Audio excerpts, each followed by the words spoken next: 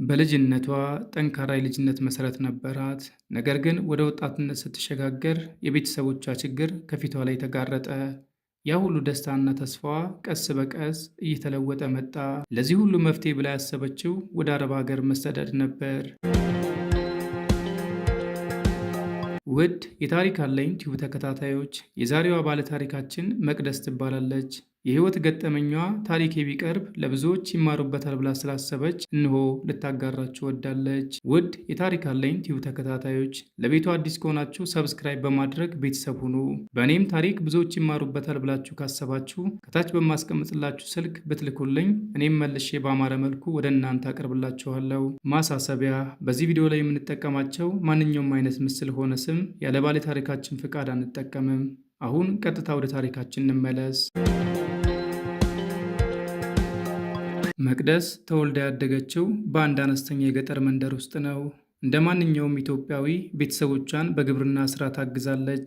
ውሃ ትቀዳለች፣ እንጨት ትለቅማለች። የትምህርት ዕድል ባይኖራትም ጎበዝና ብልህ ልጅ ነበረች። በየቀኑ የሚገጥማትን ፈተናዎች በትዕግስትና በጥንካሬ ትወጣ ነበር። ያ የሕፃንነት ሕይወቷ ለወደፊቱ ጥንካሬዋ መሰረት ሆናት። ያንን ጠንካራ የልጅነት መሰረት ይዛ ወደ ወጣትነት ስትሸጋገር የቤተሰቦቿ ችግር ከፊቷ ላይ ተጋረጠባት። ያ ሁሉ ደስታና ተስፋዋ ቀስ በቀስ እንደ ጉም ተኖ እንደ ጤዛ ረገፈ። የቤተሰቦቿ ብርቱ ችግር ስትመለከት የተስፋዋ መዳረሻ ጠፋት። ሌላ አማራጭ ያለ መስሎ ስላልተሰማት ወደ ባዕድ ሀገር መሰደድ ወሰነች። በልቧ ከዚህ ችግር ምንም የሚብስ ነገር የለም ስትል ወስናለች። ከዚህ በኋላ የህይወቷ አዲስ ምዕራፍ ጅማሬ ቤተሰቦቿን በእንባ ተሰናብታ ወደ አረብ ሀገር ጉዟን ጀምራለች። ውድ የታሪክ አለኝ ቲዩብ ተከታታዮች፣ ለቤቱ አዲስ ከሆናችሁ ሰብስክራይብ በማድረግ ታሪካችሁን ብትልኩልኝ እኔም በአማረ መልኩ መልሼ ለእናንተው አደርሳለሁ። ወደ ጀመርነው ታሪክ እንመለስ። መቅደስ አረብ ሀገር እንደደረሰች አሰሪዎቿ ከኤጀንሲው ቢሮ ስለጠበቋት ሳትውል ሳታድር ይዟት ወደ ቤታቸው ሄዱ። ነገር ግን የመቅደስ የባዕድ ሀገር ቆይታ ሳምንት፣ ወር እየተቆጠረ መጣ። ወዲህ ቋንቋ አትችልም፣ በዛ ላይ የሥራ ጫና በዛባት። አሰሪዎቿ ደሞዙን በሰዓቱ አይሰጧትም። በዚያ በኩል ቤተሰብ አይረዳትም። የመቅደስ አስከፊ ሕይወት መጨረሻ አልነበረም፣ ጅማሬው እንጂ። አንድም ሰው የሚረዳት ሰው ሳታገኝ በመቅረቷ ልቧ ክፉኛ እያዘነ እንባዋ ያለ ከልካይ ይወርድ ጀመር።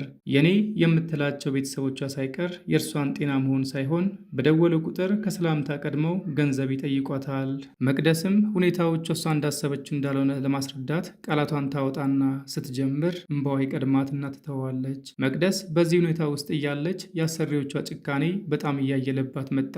ስልኳን እስከ መቀማት፣ ዛቻና ማስፈራሪያም አልቀረላትም። በእንዲህ ሁኔታ ሳለች አንድ ቀን ቤተሰቦቿ እንደናፈቋት ለአሰሪዎቿ እያለቀሰች በመናገር ስልኳን ተቀብላ ቀጥታ ወደ ወሰዷት ኤጀንሲ በመደወል የደረሰባትን በደል ነገረቻቸው። አያይዛም ሎኬሽን በመላክ ከዚህ መከራና ስቃይ ሊገላግሏት ችለዋል። የመቅደስ ታሪክ የሚያሳዝነው ከአንድ ስቃይ ብትገላገልም ከሌላ ጭንቀት ልታመልጥ አልቻለችም። ሌላኛው ጭንቀቷ ለቤተሰቦቿ ምን ብዬ ልንገራቸው? ችግራቸውን ሲነግረዋት እንባዋን ከማፍሰስ በቀር ምንም አማራጭ አጣች። ውድ የታሪክ አለኝ ቲዩብ ተከታታዮች፣ እናንተ በመቅደስ ቦታ ብትሆኑ ምን ታደርጉ ነበር? ሀሳባችሁን በኮሜንት አሳውቁኝ። የዛሬው ታሪካችን ይህን ይመስል ነበር። ለቤቱ አዲስ ከሆናችሁ ሰብስክራይብ በማድረግ ቤተሰብ ሁኑ። በሌላ ታሪክ ዳግም እስክንገናኝ ድረስ መልካም ቆይታ።